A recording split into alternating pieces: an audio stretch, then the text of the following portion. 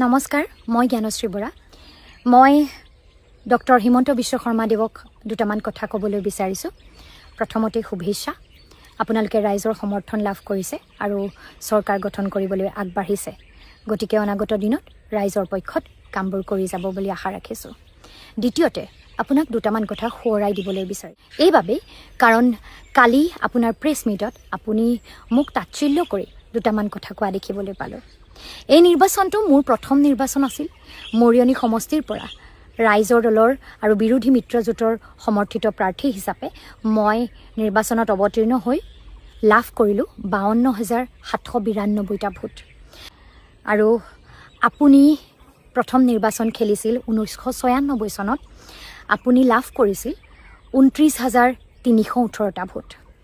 যদি সেই সময়ত আৰু আজিৰ দিনত মৰিয়নি সমষ্টিৰ তুলনা কৰি পাৰ্চেণ্টেজৰ হিচাপতো চাওঁ, তেতিয়াহ'লে সেই সময়ত আপুনি লাভ কৰিছিল 34% ভোট আৰু মই এইবাৰ লাভ কৰিলোঁ 39% ভোট। আপুনি যোৱাকালি এক্সিট পলৰ কথা কৈ মোক তাচ্ছিল্য কৰি দুটামান কথা কোৱা দেখিলোঁ।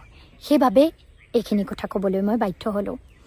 আপুনি সেই সময়ত যেতিয়া নিৰ্বাচনত প্ৰথমবাৰৰ বাবে অৱতীৰ্ণ হৈছিল, তেতিয়া আপুনি আছিল অসমৰ এজন অতি শক্তিশালী ৰাজনৈতিক নেতা। আৰু আগত আপুনি কটন কলেজৰ 3বাৰকৈ সাধাৰণ সম্পাদক হৈছিল। আপুনি কংগ্ৰেছ কৰিছিল আৰু সেই সময়ৰ অসমৰ আটাইতকৈ শক্তিশালী নেতা মুখ্যমন্ত্ৰী হিতেশ্বৰ শইকীয়াদেৱৰ চৰণত পৰি আপুনি নিজৰ ৰাজনৈতিক যাত্ৰা আৰম্ভ কৰিছিল। আপুনি তাৰ আগত আলফাও কৰিছিল, আছু কৰিছিল। সেই সময়ত আপুনি ধনবল বাহুবলেৰে শক্তিশালী হ'বলৈ আলফা কৰিও টকা খবৰ গোটাই ৰাইজৰ ৰোষত পৰাৰ অভিযোগো বহু মানুহৰ মুখে মুখে প্ৰচলিত। মই গোৱালপাৰা মহাবিদ্যালয়ত চৰকাৰী চাকৰিত 2.5 বছৰ কাল পাৰ কৰাৰ পাছত একাউণ্টত মাত্ৰ 2 লাখ টকালৈ মৰিয়নিত নিৰ্বাচনত অৱতীৰ্ণ হ'বলৈ আহিছিলোঁ। চৰকাৰত থকা দলৰ পৰা মই নিৰ্বাচন খেলা নাই। কোনো চৰকাৰী নেতাৰ ভৰিত পৰি মই মোৰ ৰাজনৈতিক যাত্ৰা আৰম্ভও কৰা নাই। মোৰ মা দেউতাও ৰাজনীতিত নাই। মোৰ মূৰত কোনো চৰকাৰত থকা ডাঙৰ ব্যক্তিৰ আশীৰ্বাদো নাই। মোৰ ওচৰত অৰ্থনৈতিক ধনবল বাহুবল একো নাই। তাৰ পাছতো নিৰ্বাচনত অৱতীৰ্ণ হৈ মই এইখিনি ভোট লাভ কৰিছোঁ। আপুনি নিৰ্বাচন খেলিছিল মাত্ৰ 2টা কাৰ্যকাল প্ৰতিষ্ঠিত হৈ থকা 2বাৰৰ MLA এজনৰ বিৰুদ্ধে। মই নিৰ্বাচনত অৱতীৰ্ণ হ'লোঁ 5বাৰ MLA আৰু মাকক ধৰি 7বাৰ।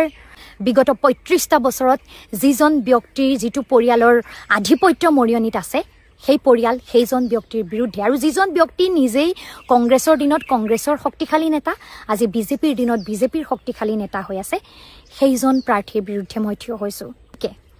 এক্সিট পলৰ অপিনিয়নটো আপুনি মোক লৈ যিটো তাচ্ছিল্য কৰিলে, সেয়া ছেডিষ্টিক প্লেজাৰৰ বাদ দি একোৱেই নহয়। ৰাইজে মৰম দিছে, ভালপোৱা দিছে, খুব কম সময়তেই দিছে। মই ৰাজনীতিত একেবাৰেই নতুন। ৰাজনীতি শিকা নাই, শিকিবলৈ মোৰ বহুত বাকী আছে। এয়া প্ৰথমটো খোজহে। আমি ৰাইজৰ দল ৰাজনীতিত একেবাৰেই নতুন। এয়া আমাৰ আৰম্ভণিৰ খোজবোৰহে আমি দিবলৈ আৰম্ভ কৰিছোঁ আৰু অনাগত দিনত ভুল শুদ্ধৰ মাজেৰে আমি ৰাইজৰ মাজত গৈ ৰাইজৰ মনৰ কথাবোৰৰ বুজ লৈ বহু কথা শিকি যাম, বুজি যাম। আপোনালোক ৰাজনীতিত যথেষ্ট অভিজ্ঞ। শাসনত থকা দলৰ লগতেই থাকি থাকি সদায় শাসনত থাকি কাম কৰি যোৱাতেই অভিজ্ঞ। কংগ্ৰেছৰ দিনত কংগ্ৰেছ, বিজেপিৰ দিনত বিজেপি কৰি টকাৰে যিকোনো উপায়েৰে কিদৰে ৰাজনীতিৰ অংক, ভোটৰ অংক কৰিব লাগে, এইটোত আপোনাতকৈ সিদ্ধহস্ত মানুহ অসমৰ ৰাজনীতিত কোনো নাই। তথাপিতো আমি নতুন প্ৰজন্ম হিচাপে ৰাইজৰ পক্ষত থাকি আঞ্চলিকতাবাদ, জাতীয়তাবাদৰ কথা কৈ আমাৰ ৰাজনৈতিক যাত্ৰা আৰম্ভ কৰিছোঁ। আৰু আপুনি জয়ী হৈ আমাক তাচ্ছিল্য নকৰাকৈ আচলতে ক্ষমতা দখল কৰিবলৈ আগবাঢ়োঁতেও 2টা কথা আমাক ইটিকিং নকৰাকৈ আপোনাৰ হোৱা নাই। গতিকে মোক তাচ্ছিল্য কৰি আপুনি কেৱল মোক ঠাট্টা কৰিছে এয়া নহয়, মোক সমৰ্থন কৰা মৰিয়নিৰ সেই ৰাইজসকলকো যেন আপুনি ক'ৰবাত তাচ্ছিল্য কৰিছে এনে লাগিল। আমি আগুৱাই যাম। এই আগুৱাই যাবৰ বাবে আমাক সুবিধাবাদৰ প্ৰশ্ৰয় ল'ব লগা হোৱা নাই। আমি সুবিধাবাদৰ পক্ষত অৱস্থান গ্ৰহণ কৰা নাই। আমি প্ৰত্যাহ্বানেৰে আৰম্ভ কৰিছোঁ। আমি সমাজৰ শোষিত বঞ্চিতসকলৰ কাষত থিয় হৈ সমস্যাৰ কথাবোৰ ক'বলৈ আৰম্ভ কৰিছোঁ। শাসনত থকা নেতাৰ ভৰিত পৰি আমি আমাৰ ৰাজনৈতিক যাত্ৰা আৰম্ভ কৰিব লগা হোৱা নাই। কিন্তু ক'ৰবাত আপুনি ইমান সমৰ্থন লাভ কৰাৰ পাছতো প্ৰথম দিনটোতেই এক্সিট পলৰ প্ৰসংগত আমি কৰা মন্তব্যক লৈ ঠাট্টা মাৰোঁতে এটাই কথা বুজিলোঁ যে জয়ী হোৱা প্ৰাৰ্থীগৰাকীক মৰিয়নি সমষ্টিত যিজন প্ৰাৰ্থী ইমান বছৰ জয়ী হ'ল, মৰিয়নি সমষ্টিৰ পৰা যিজন প্ৰাৰ্থী এইবাৰ জয়ী হ'ল, তেওঁৰ কথা কৈ তেওঁক শুভেচ্ছা দিয়াৰ পৰিৱৰ্তে আপুনি আমাৰ কথা কৈ আমাক ঠাট্টা মাৰিহে সুখ লাভ কৰিলে, ছেডিষ্টিক প্লেজাৰ লাভ কৰিলে। গতিকে ক'ৰবাত সেইখিনিতেই আমি জয়ী হৈছোঁ। সেইখিনিতেই আমি যে এটা প্ৰত্যাহ্বান আৰু আপোনাৰ মনত সংশয়ৰ সৃষ্টি কৰিবলৈ সক্ষম হৈছোঁ, এইটো আমি বুজি পালোঁ। আপুনি প্ৰমাণ কৰি দিলে যে অনাগত দিনত আমি আপোনাৰ বাবে প্ৰত্যাহ্বান হৈ পৰিছোঁ। গতিকে অনাগত দিনবোৰৰ বাবে আপোনাক শুভেচ্ছা জনায়ো কওঁ, বিধানসভাৰ ভিতৰত বিৰোধীৰ সংখ্যা কম হ'ব পাৰে। বিধানসভাৰ ভিতৰত থকা মানুহবোৰে আপোনাৰ বিৰুদ্ধে সকলোৱে মাত মাতিবলৈ সাহস নকৰিব পাৰে। আপুনি একপক্ষীয়ভাৱে শাসন চলাম বুলি ভাবিব পাৰে। কিন্তু আমি সাৰে আছোঁ, আমি সাৰে থাকিম। বিধানসভাৰ বাহিৰত আমি আপোনাৰ প্ৰতিটো পদক্ষেপক লক্ষ্য কৰিম।